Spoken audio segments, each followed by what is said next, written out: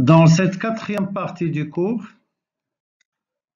on va entamer le troisième chapitre sur la cinétique des solides indéformables et dans lequel on va étudier deux caractéristiques importantes, à savoir le centre de masse et la matrice d'inertie. Donc avant de définir le centre de masse d'un solide indéformable, on va se placer dans le cas d'un système mécanique discret, c'est-à-dire un système mécanique constitué de grands N points matériels. Donc le centre de masse ou barycentre d'un tel système est un point géométrique unique noté par la lettre grand G et qui est donné par la relation vectorielle suivante. Alors on montre que cette égalité est équivalente aussi à cette deuxième égalité dans laquelle on a utilisé un point arbitraire O qui peut être fixe ou mobile. Donc, petit m représente, dans ce cas, la masse totale de ce système mécanique discret.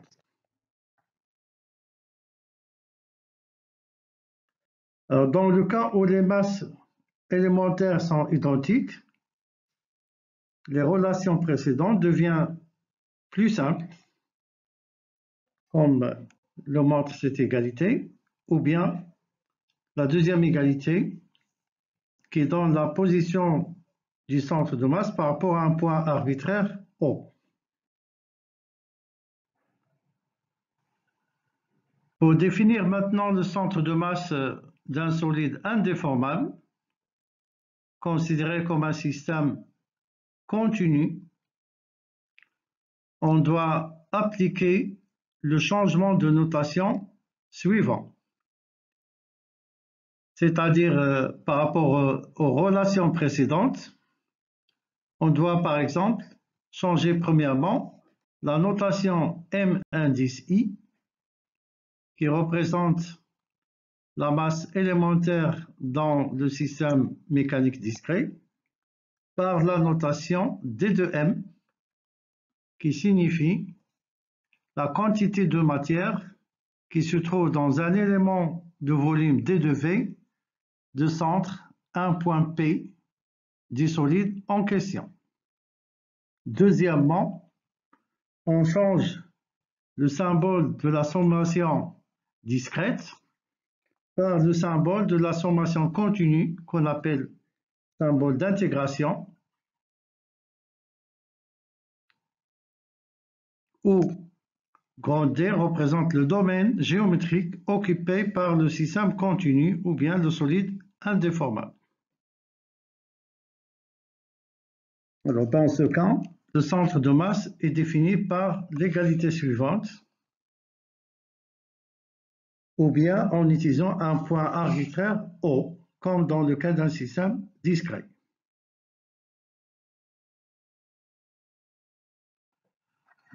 Dans la diapo suivante, on présente les différentes distributions de la matière solide,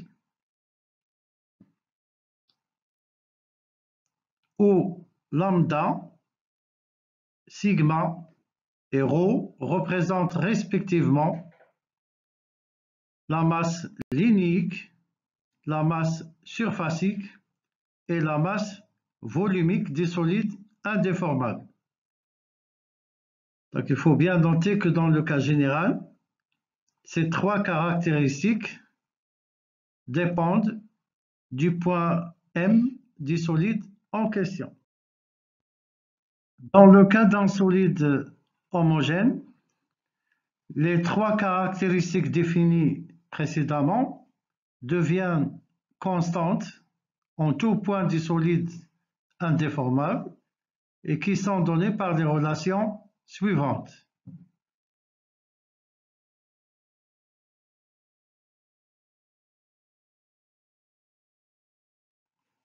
Alors, comme conséquence de l'homogénéité des solides, on peut obtenir par exemple, dans le cas d'un solide linéaire homogène, la définition suivante.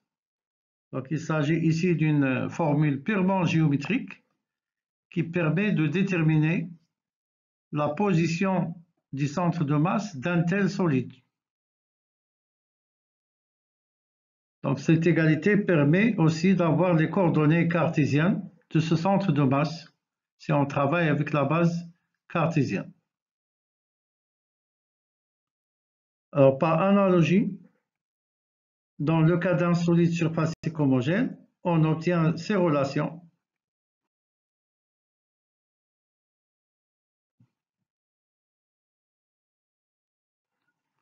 De même, dans le cas d'un solide volumique homogène, on obtient la définition suivante. Et par la suite, les expressions intégrales des coordonnées cartésiennes du centre de masse G. Maintenant, on va définir le centre de masse d'un système mécanique constitué de grandes N solides indéformables, comme le montre la figure suivante. Alors, dans un tel système mécanique, les solides élémentaires peuvent être indépendants dans leur mouvement ou bien liés. Si on suppose que les domaines occupés par les différents solides ne se chevauchent pas, donc le centre de masse du système mécanique sigma peut être donné par la même définition que celle qui a été utilisée dans le cas d'un seul solide indéformable.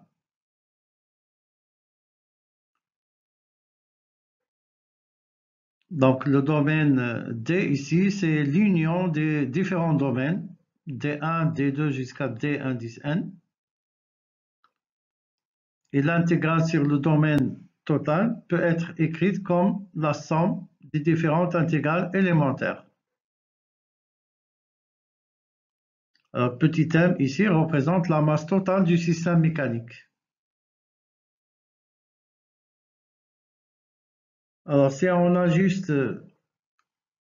les coefficients des différentes intégrales élémentaires, par exemple, dans la première intégrale, on multiplie et on divise en même temps par m indice 1,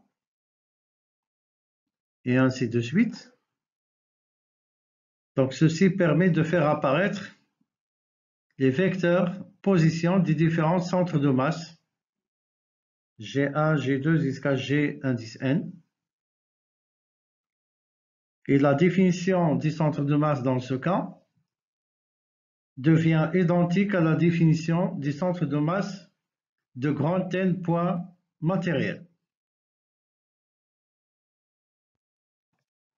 Et comme application de la définition du centre de masse dans le cas 1D, c'est-à-dire dans le cas unidimensionnel, on propose ici l'exemple suivant. Alors, il s'agit dans cet exercice de déterminer les coordonnées du centre de masse d'un quart d'anneau de forme circulaire supposé lénique et non homogène, comme le montre la figure suivante. Donc la masse lénique varie comme une fonction linéaire de l'angle polaire θ et la constante lambda 0 représente dans cette formule la masse linéique pour θ égale à pi sur 2. Alors il y a une remarque importante à préciser, c'est que la première bissectrice n'est pas un axe de symétrie du solide linéique proposé, pour la simple raison, c'est que le solide en question n'est pas homogène. Donc il ne faut pas commettre cette erreur et de dire que le centre de masse, par raison de symétrie, appartient à cette bissectrice. Donc ce serait faux comme résultat, parce que le solide, il est non homogène. Alors la masse totale de ce solide se calcule selon sa définition générale. Donc la fonction à intégrer, elle est très simple ici. Par la suite, on peut calculer la coordonnée xg, donc selon sa formule générale, parce que le solide, je répète, n'est pas homogène. Donc on exprime la coordonnée x en coordonnée polaire. Et puis la quantité d de m selon sa définition générale, donc c'est lambda fois d de L. Et l'élément de longueur sur l'arc circulaire, c'est grand R dθ. Donc il s'agit théoriquement d'intégrer la fonction θ fois cosinus θ par rapport à la variable θ entre 0 et pi sur 2. Donc pour ce genre de situation, on applique l'intégration par partie, que généralement tous les étudiants savent la faire. Et on obtient facilement ce résultat.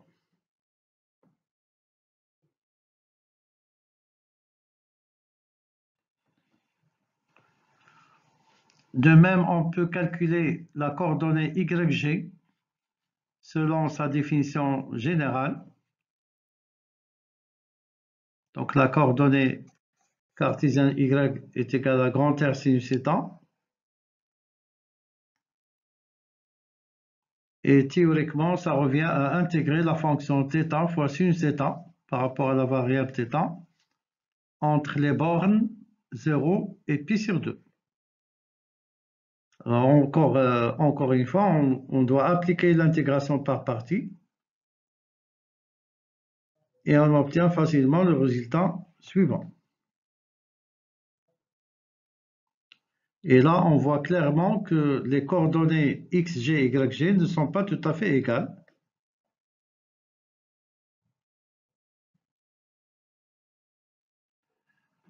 Dans le cas de D, on présente ici deux exemples d'application. Le premier exemple concerne la détermination du centre de masse d'un tronçon de disque mince, supposé homogène, de rayon intérieur R1 et de rayon extérieur R2 et de masse surfacique sigma, comme le montre la figure suivante.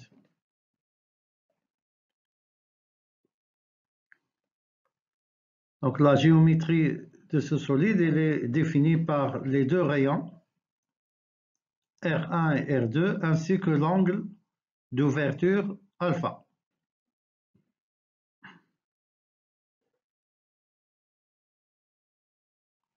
Puisque le solide est homogène, donc sa masse totale est égale à la masse surfacique fois la surface du domaine occupé par le solide en question. Donc il suffit d'exprimer l'élément de surface en coordonnées polaires et de remarquer que les deux intégrales simples par rapport à petit r et θ sont indépendantes. Alors pour comprendre cette indépendance, il suffit de se baser sur la figure et de supposer que petit r est fixé entre les valeurs R1 et R2 et de voir que θ peut varier librement de la valeur 0 à la valeur de alpha, et ce, quelle que soit la valeur de petit r fixée. Et inversement, si on fixe la valeur de θ entre les valeurs 0 et alpha, d'après la figure, on voit très bien que petit r varie librement entre les valeurs R1 et R2. Donc, conclusion, les deux intégrales sont indépendantes. Donc, l'intégrale double est égale ici au produit des deux intégrales simples. Donc on peut calculer les deux coordonnées cartésiennes du centre de masse en appliquant les formules dans le cas homogène et en remplaçant les coordonnées petit x et petit y dans ces intégrales par leur expression en coordonnées polaires. On peut obtenir par exemple l'expression de la coordonnée xg sans difficulté, toujours en utilisant le fait que les deux intégrales sont indépendantes. Alors, de la même façon, on peut calculer la coordonnée YG en utilisant toujours le fait que les deux intégrales sont indépendantes.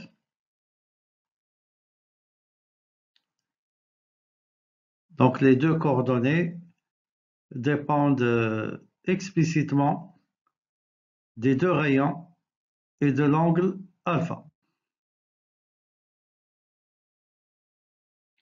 Donc avec ces deux résultats, on peut par exemple étudier les cas particuliers suivants qui sont donnés par le tableau. Donc si alpha égale à pi sur 2, les deux coordonnées sont égales, ce qui est tout à fait évident, puisque dans ce cas, le centre de masse appartient à la première bisectrice. Le solide il est déjà homogène, donc le centre de masse appartient à l'axe de symétrie qui est confondu avec la première bisectrice. Donc les deux coordonnées sont bien égales. Si alpha égale à pi, donc par raison de symétrie, le centre de masse doit appartenir à l'axe de symétrie qui est dans ce cas l'axe OY, donc xg est automatiquement égal à 0. Maintenant, si alpha égale à 3 pi sur 2, alors le domaine possède un axe de symétrie qui est tout simplement la deuxième bisectrice d'équation cartésienne y égale moins x. Donc le centre de masse doit appartenir à cet axe de symétrie. Et on a bien ici, d'après le tableau, YG égale moins XG. Et enfin, dans le cas où alpha égale à 2pi, le domaine possède un centre de symétrie qui est confondu avec l'origine O. Donc, naturellement, les deux coordonnées XG et YG doivent être nulles. Alors, dans le deuxième exemple, toujours dans le cas de D, on considère un solide surfacique homogène occupant le domaine qui est présenté dans la figure suivante. Donc c'est un domaine qui est délimité par la parabole d'équation y égale x carré et par la droite horizontale, si vous voulez, d'équation y égale à h. Donc c'est une plaque dans un plan xy et qui est homogène et mince.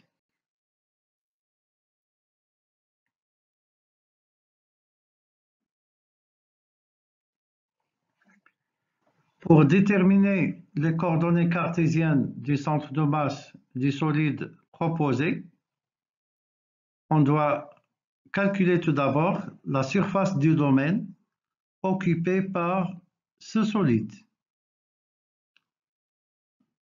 Donc, vu la géométrie du solide en question, on doit écrire l'élément de surface en coordonnées cartésiennes. Donc, la surface du domaine s'écrit comme une intégrale double par rapport aux variables petit x et petit y.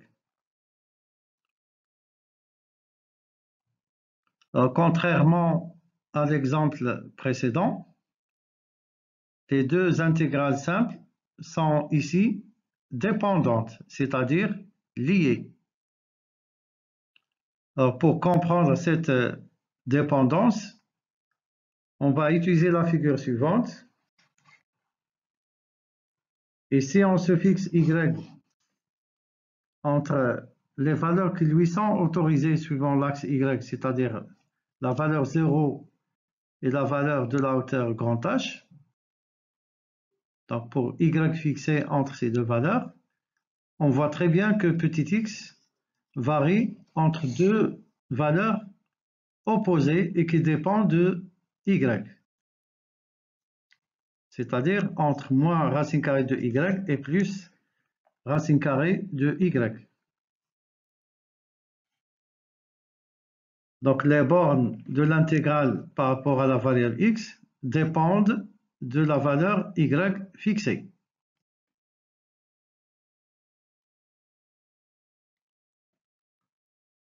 Donc dans la pratique, on doit commencer par l'intégrale par rapport à la variable x, donc qui donne théoriquement une fonction de y. Et par la suite, on intègre cette fonction par rapport à y entre les bornes fixes 0 et grand H. Alors, comme la fonction à intégrer par rapport à x est une fonction paire, il s'agit ici de 1 dans un domaine symétrique par rapport à l'origine. Donc, on peut appliquer la règle de la symétrie. Donc, on intègre sur la moitié du domaine, d'où l'apparition du coefficient 2 dans l'expression de la surface. Donc, si on calcule la première intégrale qui dépend du y et par la suite l'intégrale par rapport à y, on obtient le résultat suivant.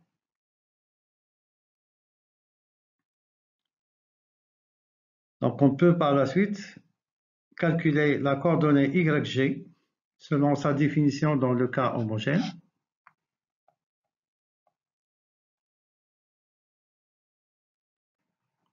En utilisant le même raisonnement que précédemment, on peut calculer la coordonnée YG, c'est-à-dire à l'aide des intégrales dépendantes, et tout calcul fait, on obtient YG égale 3 fois H sur 5. Alors, par la suite, on peut calculer aussi la coordonnée XG.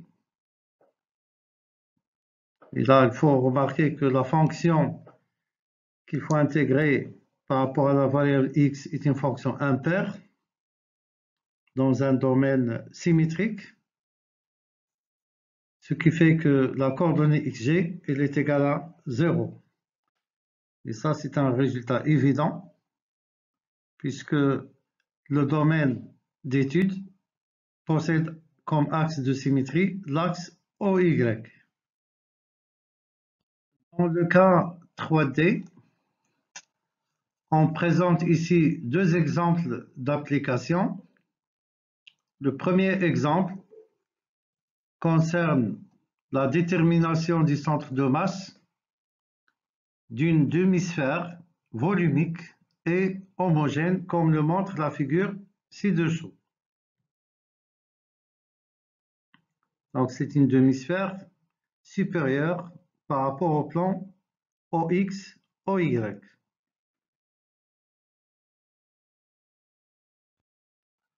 Alors, on calcule tout d'abord le volume du domaine occupé par le solide proposé. Alors, pour cela, on écrit tout d'abord l'élément de volume en coordonnées sphériques. En effet, d'après la géométrie des solides, il est commode d'utiliser ici ce système de coordonnées afin de simplifier le calcul des intégrales par la suite. Alors, d'après la figure précédente, si en un point donné du domaine D, on fixe les coordonnées θ et φ, on voit clairement que la coordonnée radiale, petit r, varie de 0 à grand R. Et pour petit r et φ fixés dans le domaine D, la coordonnée θ varie toujours de 0 à pi sur 2 radians. Et enfin, si on fixe comme coordonnées petit r et θ dans le même domaine t, la troisième coordonnée phi varie toujours de 0 à 2 pi radians. Donc, conclusion, les trois intégrales simples sont indépendantes. Donc, le volume total s'exprime dans ce cas comme produit de trois intégrales simples indépendantes. Alors, tout calcul fait, on obtient comme volume 2 tiers de pi fois grand R au cube.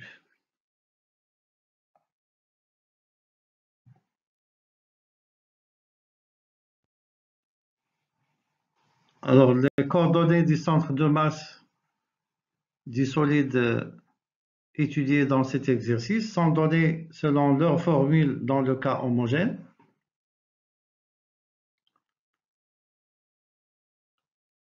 Avec les relations de transformation entre les coordonnées cartésiennes et les coordonnées sphériques.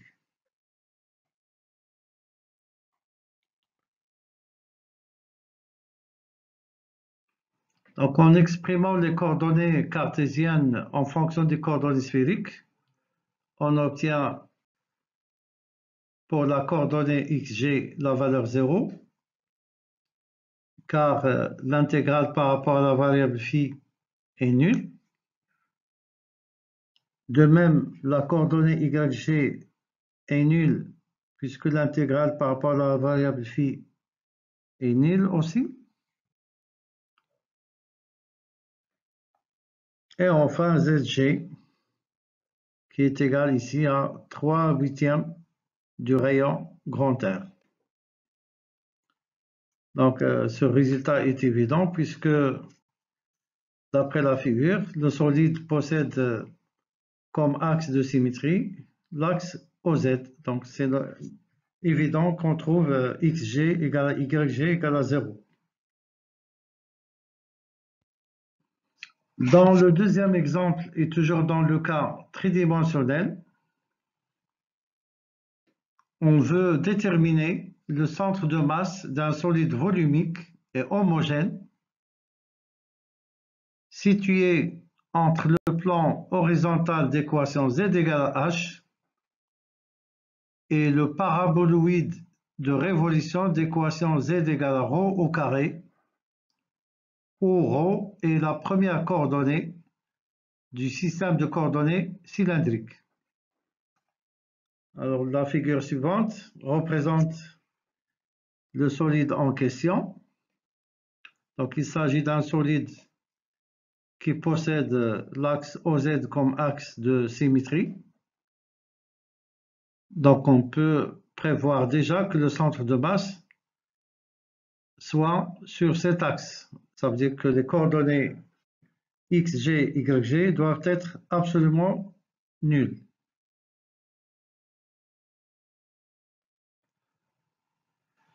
Si en un point donné dans le domaine considéré, on fixe les coordonnées ρ et z, d'après la figure précédente, on voit très bien que la coordonnée phi varie toujours de 0 à 2 pi radians. Donc l'intégrale par rapport à cette variable est totalement indépendante. Maintenant, considérons cette figure qui représente une coupe verticale dans le domaine qui contient un point particulier M et l'axe OZ.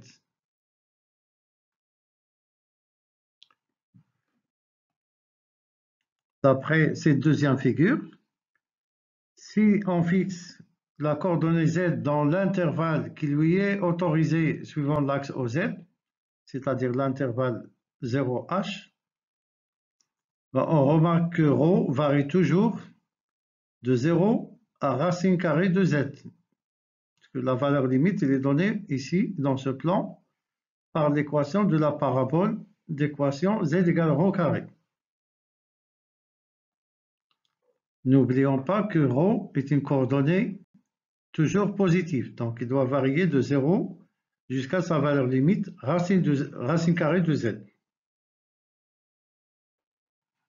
D'après les remarques précédentes,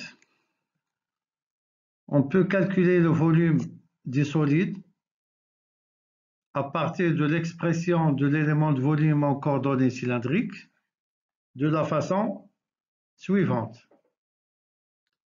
Donc, dans l'expression du volume total, on a une intégrale indépendante, c'est l'intégrale par rapport à la variable phi. Et puis, nous avons deux intégrales liées. Donc, ce sont les intégrales par rapport aux variables ρ et z. L'expression finale du volume est pi fois h carré sur 2. Donc, on peut calculer par la suite les coordonnées du centre de masse du solide considéré dans cet exercice. Et dans le cas homogène,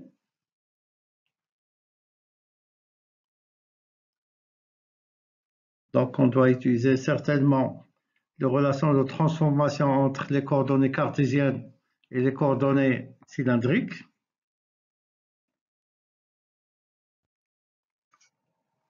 Alors on obtient finalement les résultats suivants. Donc pour la coordonnée xg, on trouve la valeur 0, ce qui est tout à fait évident puisque l'intégrale par rapport à phi est nulle.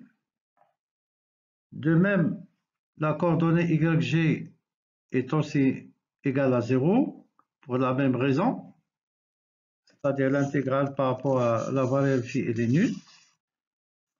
Mais la coordonnée zg est égale ici à 2 fois h sur 3. Ainsi prend fin cette quatrième partie du cours. Je vous souhaite bon courage et à la prochaine partie.